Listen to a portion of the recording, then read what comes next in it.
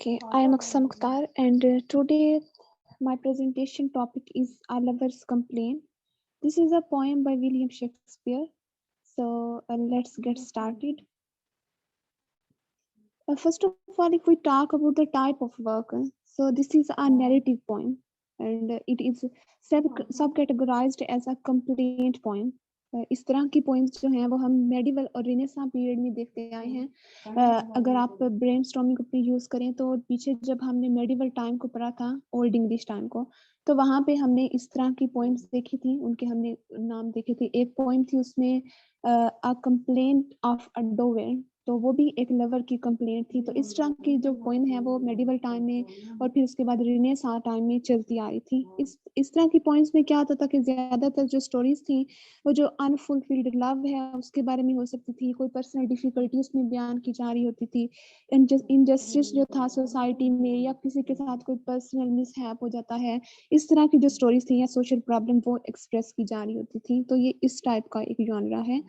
और अगर हम पर्टिकुलरली बात करते हैं शेक्सपियर की इस पोएम की जो कि लवर्स कंप्लेंट है, तो ये पब्लिश हुई थी 1609 में और इसको पब्लिश किया था टॉमस टॉपर ने। ठीक है, फिर उसके बाद अगर हम देखें कि इसकी सेटिंग कहाँ पे रखी गई है, तो रूरल इंग्लैंड इसकी सेटिंग है कि जैसे ही हम पोएम को पढ़ते हैं ये कैसे सेट है, कहाँ से जो हमें स्पीकर हमें एक व्यू देता है, तो उससे हम देखते हैं कि इसकी जो सेटिंग है वो रूरल इंग्लैंड में रखी गई हुई है। अगर हम इसके कैरेक्टर्स पे बात करें तो हमें यहाँ पे 4 कैरेक्टर नजर आते हैं। ठीक है, विद इन द पोएम हमें 4 कैरेक्टर नजर आते हैं। पहला तो एक स्पीकर है जो कि एक अनआइडेंटिफाइड पर्सन है, मतलब हमें वो कहीं भी पोएम में नजर नहीं आता, सिर्फ वो हम, लेकिन पूरी पोएम जो हमें बयान की जा रही है, जो स्टोरी पूरी सुना रहा है वही हमें सुना रहा है। ठीक है, अपनी आइडेंटिटी को वो हमारे ऊपर शो नहीं करवा रहा कि वो कौन है, लेकिन स्टोरी हमें वही दे रहे हैं। ठीक है, उसके बाद एक वुमेन है जो कि जिसको सिड्यूस किया गया है। ठीक है, हमारे पास एक जो मेन कैरेक्टर आता है वुमेन है और एक ओल्ड मैन है जो उस खातून की स्टोरी को सुन रहा होता है। फिर हमारे पास एक चौथा कैरेक्टर आता है द सिड्यूसर। अब ये वो आदमी है जिसने उस खातून को सिड्यूस किया है। तो ये हमारे पास पोएम में 4 कैरेक्टर्स हमें देखने को मिलते हैं। Then if we talk about the summary of the poem, so we see that the starting of the poem, the narrator is trying to listen an awful cry from a hill. तो यहाँ से हमें setting का भी पता चल रहा है कि हिल एक जो रूरल साइड पे एक पहाड़ी इलाका है, वहां पे एक जो स्पीकर है, लिसनर है, वो बैठा हुआ है और उसको कोई आवाज सुनाई दे रही है कि कोई रो रहा है, किसी के रोने की आवाज उसको आ रही है। सो वो अब उसकी तरफ, उस इको की तरफ अपना ध्यान लेके जाता है, अपनी समातों को जरा एक सिमत पे लगाता है कि कहाँ से ये आवाज उसको आ रही है। तो वो देखता है कि एक जो मेड है, एक खातून जो है, वो उसको पता चलता है कि she is the source of lamentation. So अब वो क्या करता है, she is crying into a handkerchief, she has passed her youthful but still have youthful beauty. अब यहाँ पे हमें जो वो स्पीकर है उसके बारे में, खातून के बारे में बताता है कि उसने एक हैंकरचीफ है और उसके अंदर वो मतलब सिसकियों वाली साउंड में रो रही है। और ना तो अब वो कम्प्लीटली एक यंग औरत है और ना ही वो बूढ़ी है, मीन्स कि उसने अपने यूथ का जो टाइम था उसको स्पेंड कर दिया, लेकिन अभी स्टिल वो ब्यूटीफुल है।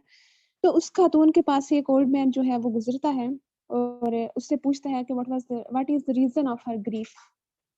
अब जो वो औरत है या लड़की है वो उसको बताती है कि she tells her listener how a young man whose qualities were beauteous as his farm bore her।